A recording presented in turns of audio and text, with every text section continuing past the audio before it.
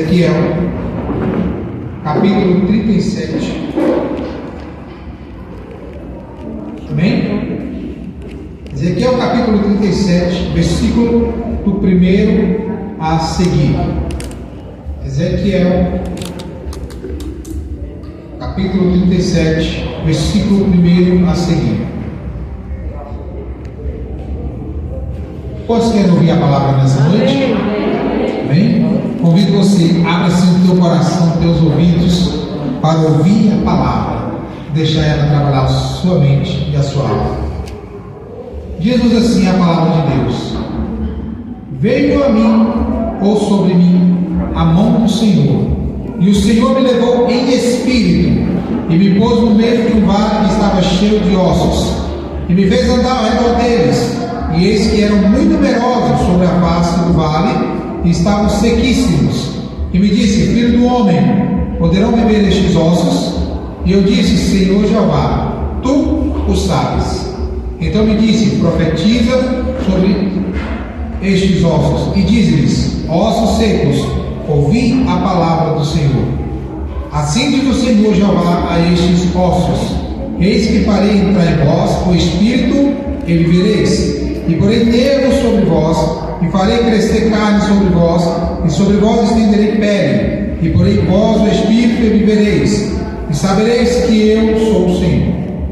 Então profetizei, como se me deu ordem, e houve um ruído, porquanto eu profetizava, e eis que fez um reboliço, e os ossos se juntaram, cada osso ao seu osso. E olhei, eis que vieram nervos sobre eles, e cresceu a carne, e estendeu-se a pele sobre eles, por cima, mas não havia neles espírito. E ele me disse: profetiza ao espírito, profetiza, ó filho do homem, e dize ao espírito: assim diz o Senhor Jeová, vento dos quatro ventos, ó espírito, e assopra sobre estes mortos, para que vivam. E profetizei como ele me deu ordem. Então o espírito entrou neles, e viveram, e se puseram em pé um exército grande em extremo. Amém? Glória a Deus. Guarde a sua Bíblia, concentre-se naquilo que nós estaremos passando aqui através do Espírito Santo de Deus, em nome de Jesus. Irmãos, quando lemos esse texto do vale de ossos secos, encontramos uma situação bem peculiar na Bíblia, e muito atual para a época, como é atual para hoje. Uma época em que Ezequiel estava vivendo com o povo de Israel, todo o povo de Judá, Israel, todo aquele povo estava vivendo um momento muito complicado na sua área espiritual. Um povo muito complicado na sua vida com Deus. O povo estava andando de mal a pior. As cerimônias espirituais, o momento com o Senhor no templo, não estava tão bem como era para ser. E muitos dos israelitas, com certeza, haviam perdido já a crença e a esperança de que viveriam um momento como na época em que Salomão edificou o templo, construiu e consagrou o Senhor.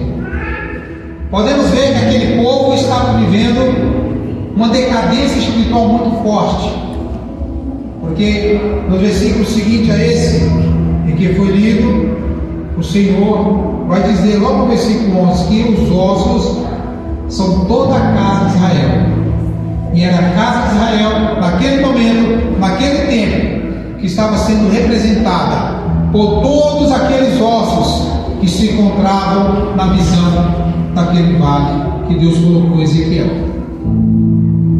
Podemos ver que passou-se um período muito grande, passou-se anos, meses, séculos, até que essa profecia se cumprisse.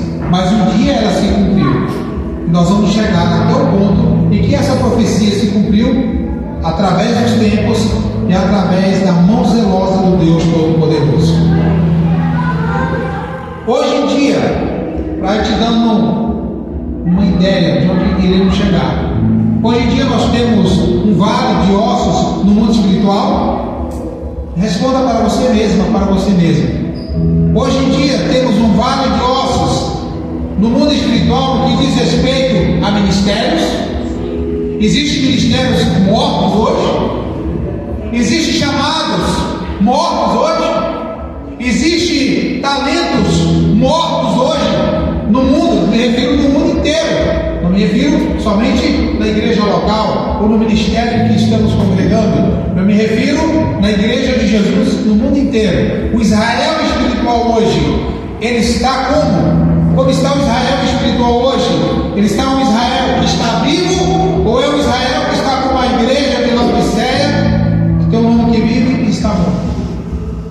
Como está o Israel hoje espiritual de Deus? Você já parou para refletir como está você hoje? A tua vida individual com Deus, a tua vida espiritual com Deus, a tua comunhão com Deus hoje? Porque não somente ministérios estão enterrados hoje, é um vale hoje de enterros espirituais. Não está somente nesse vale pessoas que pararam no meio do caminho, estão mortas espiritualmente. Eu quero te falar também de outro tipo de ossos que eu posso pegar na simbologia desse texto, que estão mortos dentro do vale hoje, que são os ossos dos sonhos, das expectativas, dos desejos, dos anseios. Quantos sonhos estão nesse vale hoje que estão mortos? E há dezenas de anos você não ressuscita mais. Talvez você tenha um sonho de um dia terminar uma faculdade, de um dia terminar um curso, de um dia comprar um carro, de um dia comprar uma casa. Você enterrou o seu sonho, você matou o seu sonho, deixou ele morrer. Então nós vamos chegar a ponto principal no finalzinho sobre isso aí. Quando encontramos Ezequiel nessa visão, ele estava em primeiro lugar pelo Espírito, ele não estava em si, ele não estava na carne. Deus o levou em um vale no mundo espiritual através do Espírito. Então, a primeira coisa, para se entender as coisas espirituais e a realidade do mundo espiritual, nós não temos que estar procurando a compreensão humana ou estarmos na carne. Para nós entendermos as coisas de Deus, nós temos que estar no Espírito de Deus. E para você entender as coisas do Espírito de Deus, você tem que, no mínimo, nascer do Espírito. Como está em João capítulo 3. João capítulo 3 diz: olha, Jesus falou com Nicodemos: aquilo que é nascido da carne é carne, mas o que é nascido do Espírito é Espírito. Quantos nasceram do Espírito de Deus? Amém? Aleluia? Então já estamos bem avançados. Quando Ezequiel tinha a visão em Espírito, assim como também o próprio João do Apocalipse, ele disse: eu me vi em Espírito no dia do Senhor. Então, para você entender o mundo espiritual, você tem que estar na questão também do mundo espiritual entendida na tua vida. Não adianta você apenas falar línguas, pular, não precisa apenas você ler Bíblia, não precisa apenas você jejuar ou você orar. Você tem que ter o discernimento do que é o mundo espiritual. Você precisa ter experiências do que é o mundo espiritual. E Ezequiel agora, ele tem uma experiência no mundo espiritual para ter a noção da realidade de como está agora, não só aquele povo, mas como está toda a humanidade diante de Deus, naquela era, naquela situação. Então agora você entende que para você entender essa passagem de Ezequiel, você tem que ter um entendimento do Espírito, para você não só ouça, mas guarde no teu coração e passe a viver essa mensagem na tua vida. E quando Deus fala com Ezequiel, Deus vai dizer algumas palavras repetitivas nessa história, nesse texto, nesse contexto. Deus vai dizer para Ezequiel: profetiza. Ezequiel, você vai profetizar. Para Ezequiel profetizar, no mínimo, ele tinha que ser um profeta. No mínimo, ele tinha que ser alguém que tivesse uma autoridade, um chamado de Deus para tal coisa. Você crê que existem profetas hoje? Você crê que existe, sim ou não? Sim. Se tem profetas de Deus nos dias de hoje, eu te pergunto: por que a coisa não está andando como Porque existe uma norma, existe um padrão para tudo. Tudo que você vai tem regra, tem princípios e tem meios. Tudo que você vai numa empresa, aquela empresa está bem sucedida, ela começou lá de trás e teve um norte, e teve padrões e princípios financeiros, administrativos, para ela chegar onde ela está hoje. Sim ou não? Para a sua casa hoje estar estabilizada, você teve que botar projetos, teve que botar ideias e correr atrás para que desse certo. Para a obra de Deus hoje estar sendo feita da maneira correta, ela tem que ser colocada, todos os seus padrões e princípios, da maneira correta também. Hoje existem muitos profetas no mundo inteiro. Não é errado, não é mentira. Agora, basta você dar uma olhada melhor na Bíblia e ver que nem todos aqueles que estão profetizando da maneira correta, como se deve profetizar. Porque a profecia em si, ela tem duas etapas para que ela seja concluída e fazer aquilo que Deus usou o profeta para que fosse feito. A profecia em si, aleluia, ela vai ter dois momentos. O primeiro momento da profecia é ela ser falada, é a palavra direcionada.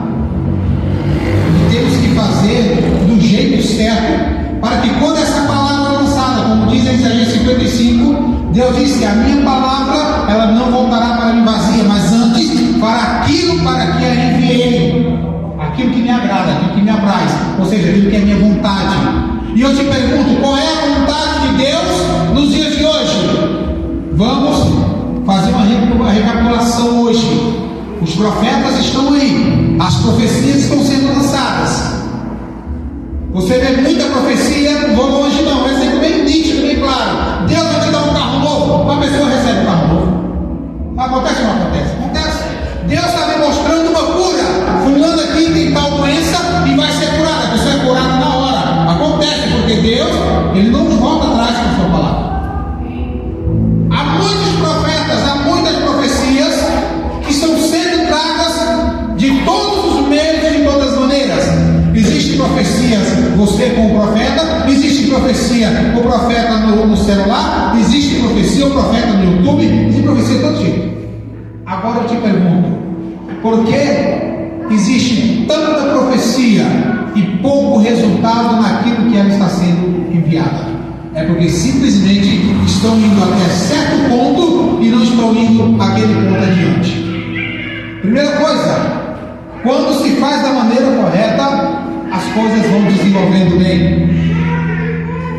Vamos encontrar em Atos, capítulo 3, versículo 2, que diz assim: e servindo eles ao Senhor e jejuando, disse o Espírito Santo: apartai-me a Barnabé e a Saulo para a obra que os tenho chamado. A igreja estava em Antioquia, congregando, e segundo a Bíblia nos vai dizer, havia doutores, mestres, profetas, homens de Deus naquela igreja. Mas primeira coisa, o Espírito Santo é que fala: separai-me a Barnabé e a Saulo para a obra que os tenho chamado. Havia uma conexão, uma comunhão tão grande com o Espírito Santo de Deus, o Espírito tinha liberdade para falar. Hoje em dia, nos nossos dias, estão se levantando sim pastores, missionários, presbíteros, evangelistas, diáconos, líderes, diaconisas, evangelistas, mas sem a direção do Espírito Santo de Deus. E sabe por que esses obreiros não avançam? Sabe por que esses obreiros não fazem nada? É porque não foi Deus que os chamou, foi o homem que os colocou naquela posição. Por isso já começa errado, separando homens e mulheres para a obra que Deus não chamou. Quantos maravilhosos diáconos, quantos maravilhosos presbíteros, eram obreiros excepcionais nos seus cargos. Aí aquele diácono desenvolve muito bem a sua diaconia, e o seu líder fala: rapaz, vou te botar presbítero. Acabou de enterrar o ministério do diácono. Essa é uma realidade bíblica. Talvez o presbítero fazia tudo de bom, desenvolvia bem uma palavra, desenvolvia bem um Gessel, desenvolvia bem uma visita, mas o seu líder, se buscar a orientação de Deus, fala: rapaz, nós somos amigos há muito tempo, vamos lá na nossa amizade. cidade, vou te colocar pastor. Acabou de enterrar não um presbítero, mas um chamado de presbítero. Porque quando se tem a visão de Deus, quando a pessoa, o líder, o pastor, ou o presidente, ou o bispo, tem a direção e a inspiração em Deus para escolher alguém, Deus sabe o final de tudo da vida daquela pessoa. Então fica bem ciente disso, porque há muitos escândalos, porque há muitos obreiros fazendo errado, é porque estão sendo formados errados. E não está fora da Bíblia separar o obreiro. A Bíblia, a palavra profética nos diz que temos que separar homens de Deus para a obra. Mas no início, Deus falou para o povo separarem Barnabé e Saulo. Primeira coisa foi essa. Agora, quando vem a questão dos gentios, da igreja dos gentios, a Bíblia diz que os apóstolos fazem uma reunião em Jerusalém, e lá em Atos 15, do 28 ao 29, no 28 mais precisamente diz: na verdade, para o seu bem é o Espírito Santo, e a nós não vos impor mais encargo, senão essas coisas necessárias. Olha o que os apóstolos estão dizendo: nós vamos, gentios, dar orientação a vocês quanto a usos e costumes da lei mosaica. Nós vamos dar uma orientação, mas não a nós somente, mas para o seu bem ao Espírito Santo. Aquilo que Deus tem te usado para fazer a obra, porque eu creio que tem profetisas e profetas de Deus aqui neste lugar. Aquilo que Deus tem te orientado, você primeiro tem buscado a perguntar ao Senhor: Senhor, é da tua vontade, Espírito Santo, é do teu querer? Ou você simplesmente diz: vem no meu coração e eu vou mandar para fora. Eu vi na minha mente e vou entregar a missão. Muitos estão fazendo a obra do Senhor hoje apenas pela metade, e isso é muito sério. É muito sério. Estão fazendo hoje apenas a primeira parte da profecia, que é lançar a palavra profética. Estão fazendo simplesmente a primeira parte da própria profecia, porque a profecia é a palavra de Deus, e a palavra de Deus, ela tem algo que é revelado a nós quando nós passamos a vivê-la e a professá-la. Muitos profetas hoje estão fazendo o quê? Estão usando a palavra para fazer cumprimento de doutrinas de demônios. 1 Timóteo capítulo 4, Paulo vai dizer: o Espírito expressamente diz que nos últimos dias serão dias trabalhosos, e serão dias em que muitos apostatarão da fé, dando ouvido a espíritos enganadores e a doutrina de demônios. Isso é bíblico. Hoje em dia existem muitos falsos profetas. Hoje em dia existem muitas falsas profecias, mas não é a falsa profecia que é totalmente contra a Bíblia, não. É bíblica. Usa-se a Bíblia, a principal profecia, para distorcer o Evangelho de Cristo. E o Evangelho traz a profecia maior dos últimos tempos. E onde é que o Senhor quer chegar, presbítero? Nós vamos chegar lá. Quando nós encontramos hoje doutrinas de demônios, e tenha cuidado com isso, que é uma realidade hoje, nos nossos dias. Tenha cuidado. Sabe por quê? A primeira parte da profecia é ela ser usada. A profecia me refere à palavra de Deus. A primeira parte da palavra de Deus é ela ser lançada. E muitas pessoas estão pegando esse fundamento, estão lançando essa palavra. Sabe de que maneira? Olha só, Jesus disse: ide por todo mundo, pregar o evangelho a toda criatura. Marcos 16:15. Aquele que crê e for batizado será salvo, mas aquele que não crê será condenado. E estes sinais seguirão os que? Esses sinais seguirão a quem? Aos que? Você crê? Os sinais vão seguir aos que crerem. Em meu nome é expulsado o demônio, curarão os enfermos, falarão novas línguas, pegarão as serpentes, e se beber alguma coisa mortífera não lhes fará dano algum. Olha o que Jesus lança, olha a parte que Jesus envia, e é nesse ponto em que os falsos profetas se seguram e travam as pessoas aí, porque usando a palavra do próprio Jesus, usam-se no nome de Jesus Cristo, a ministração da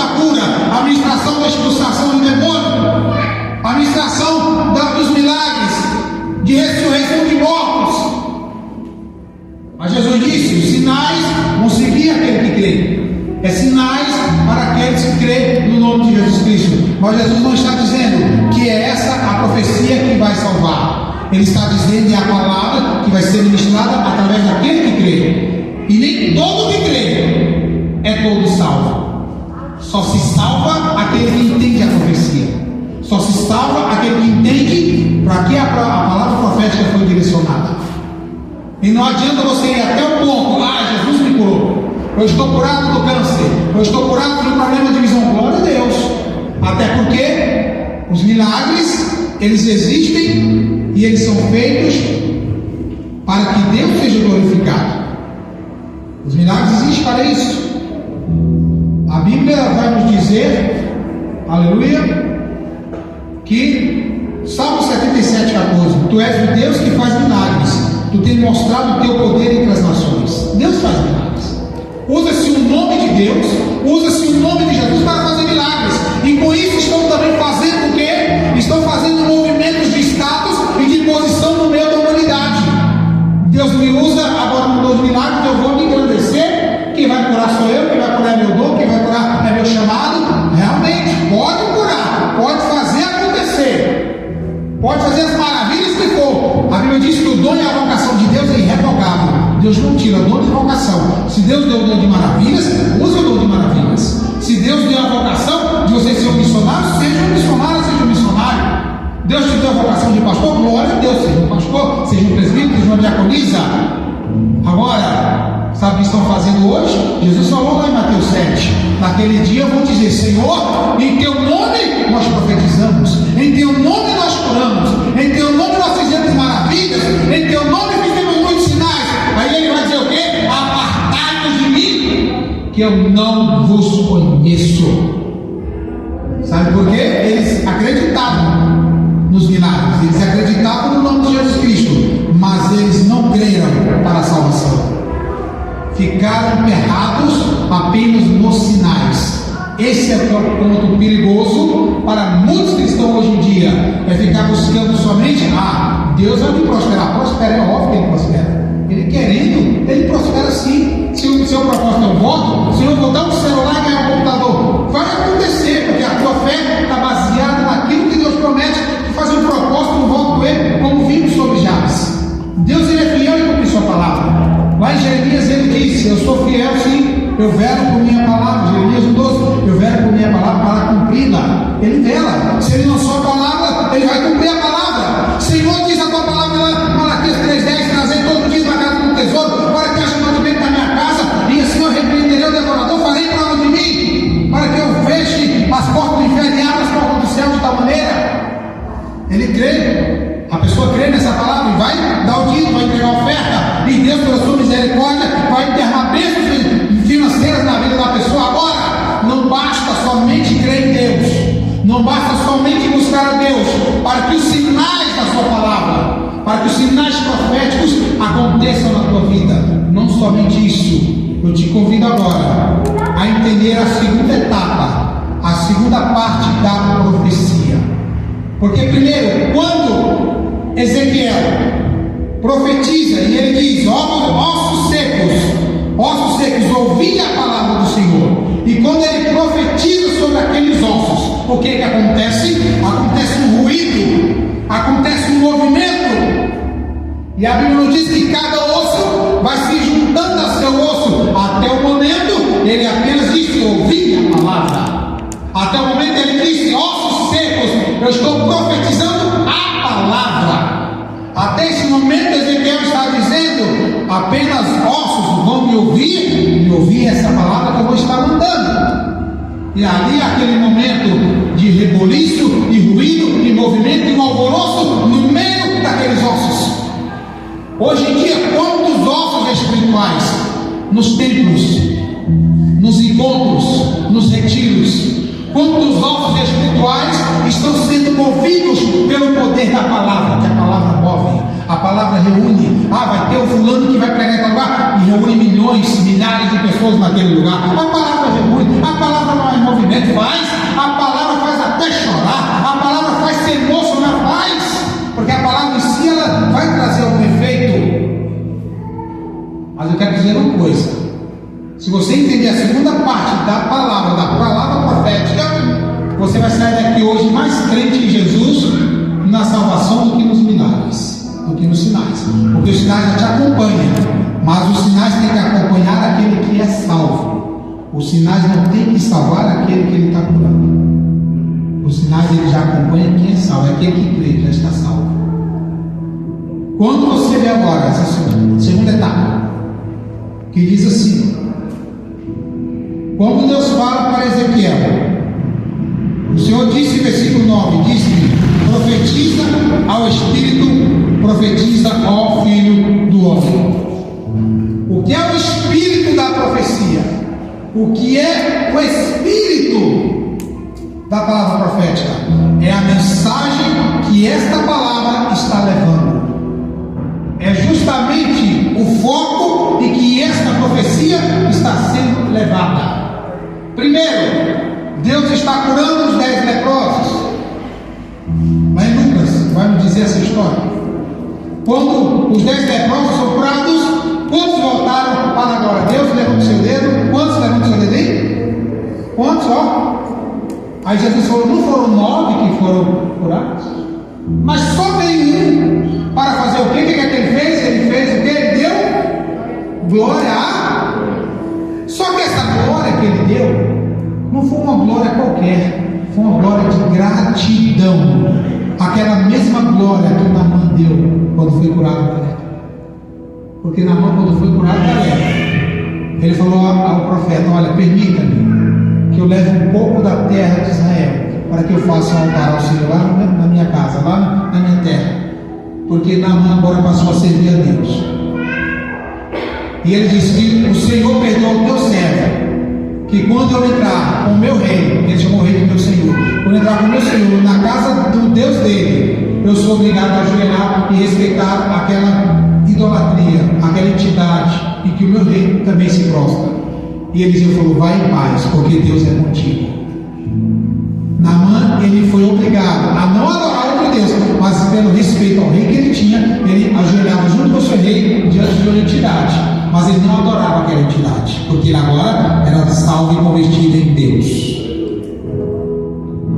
Aquele leproso, quando voltou, ele deu glória, e Jesus disse: olha, esse aqui agora soube dar glória a Deus.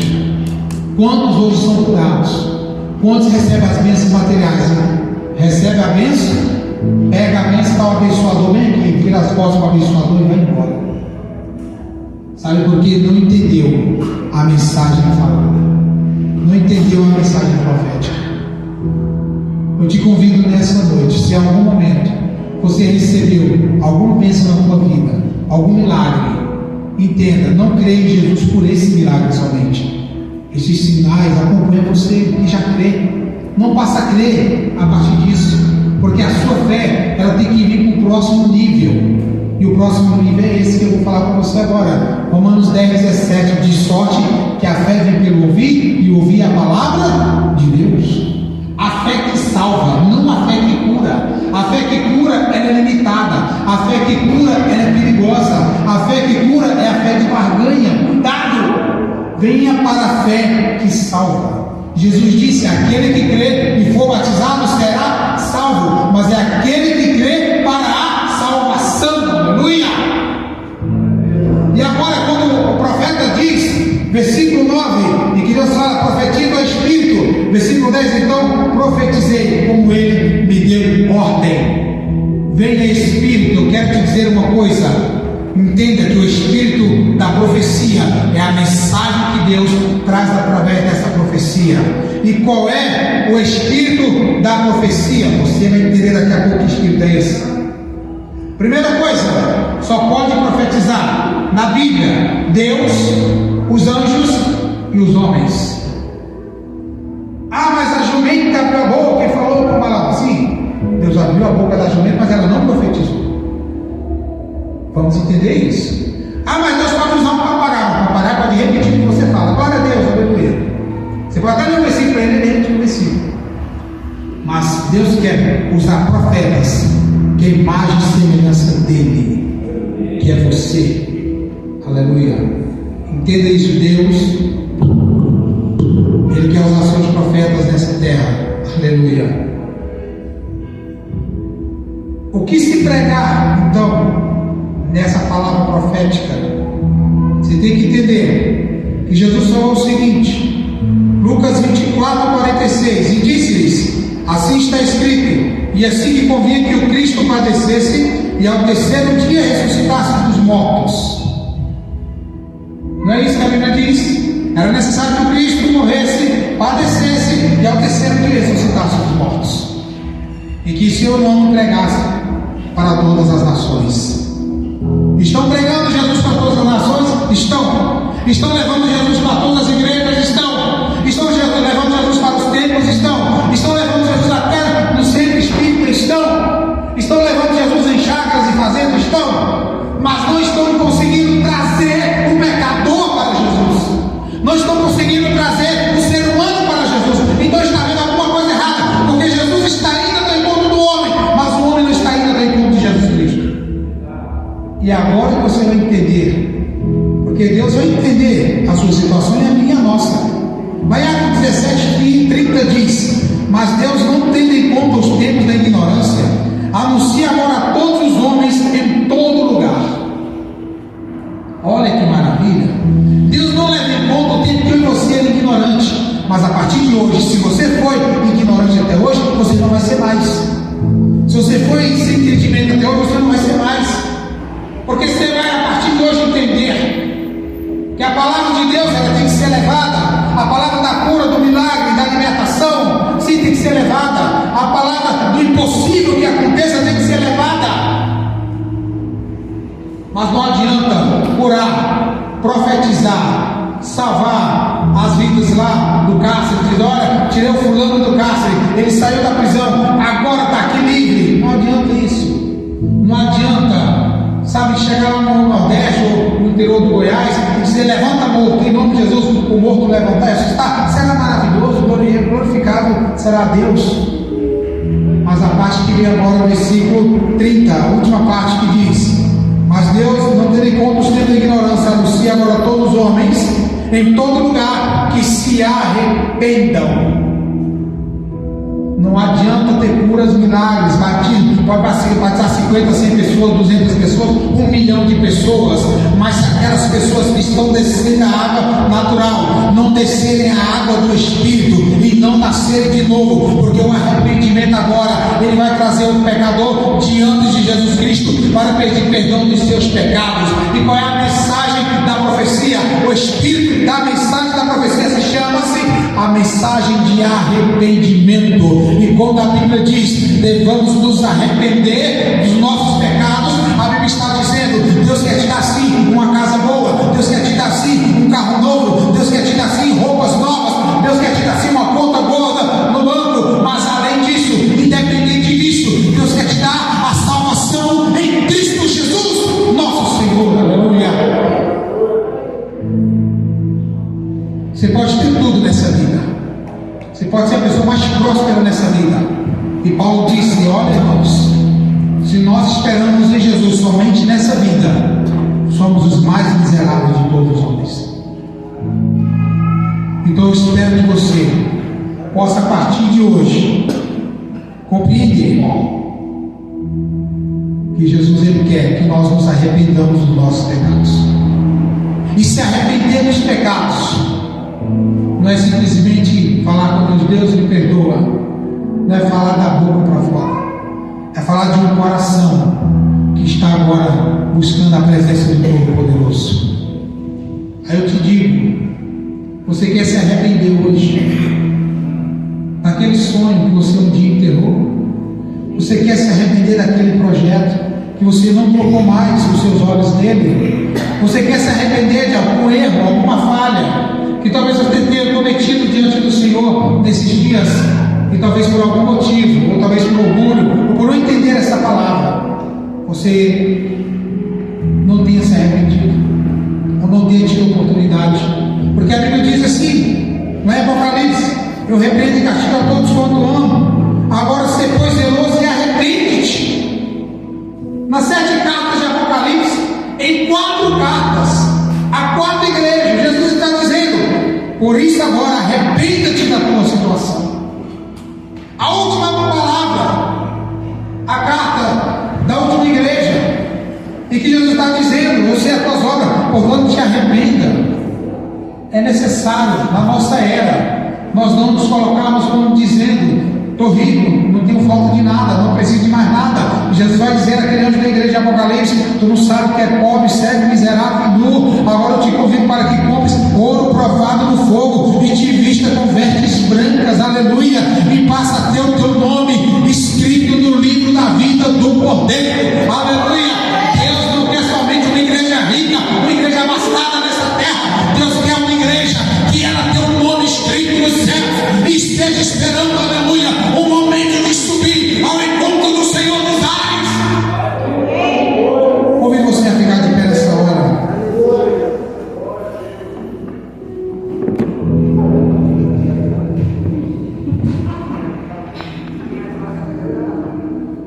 Enquanto se prega somente bens materiais e não se prega arrependimento, nós vamos ter esses mesmos efeitos. Enquanto se pregar prosperidade material, enquanto se pregar um emocionalismo, um movimento, claro que pela palavra, se todos quiserem aqui, pode todos rodarem, pode todos falar, pode, mas não adianta você rodar, falar língua, só é mistério, interpretar, ter todos os dons e sua alma ir para o inferno. Você não se arrepender do que você fez até hoje, não adianta nada. Não adianta eu pregar aqui em cima desse púlpito e dizer para você que palavras que vão agradar o seu ego, agradar o seu coração humano e te colocar lá para cima e dizer: é isso mesmo, seja uma profissional top, seja uma mãe maravilhosa que reclama com seus filhos, põe no caminho endireitado. Você é uma mãe maravilhosa, uma princesa do Senhor. Não tem que falar, sabe o quê? Eu tenho que falar o seguinte: creia em Jesus, Ele pode te curar, Ele pode te dar bênçãos, Ele pode te dar uma família abençoada, mas creia em Jesus em primeiro lugar, porque Ele vai perdoar você os seus pecados, e você vai ser nova criatura, e o teu nome vai estar escrito no reino dos céus. Aleluia! A última palavra para o mundo hoje não é se enriqueça através da palavra de Deus, é a palavra que diz: arrependa-te para que você se enriqueça do reino dos céus. A palavra desses últimos dias é: arrependa-te, porque Jesus está voltando. Porque se nós ouvirmos agora a segunda parte da mensagem profética, porque quando agora Ezequiel profetiza o Espírito, e o espírito da mensagem para aquele povo era que eles se arrependessem dos seus pecados. E a Bíblia diz que o Espírito veio dos quatro ventos e soprou sobre aquele vale de ossos. Sabe quando se cumpriu isso? Atos dos Apóstolos, capítulo 2. Estavam não milhões reunidos, mas biblicamente nos diz que havia 120 pessoas reunidas no cenáculo. E o cenáculo não é um ambiente embaixo, o cenáculo é um andar. É um andar de cima. Para você buscar a Deus, você não tem que estar no meio de todos. Para você buscar a Deus e ter experiência com o Espírito Santo, você não tem que estar no meio do todo. Você tem que estar à parte.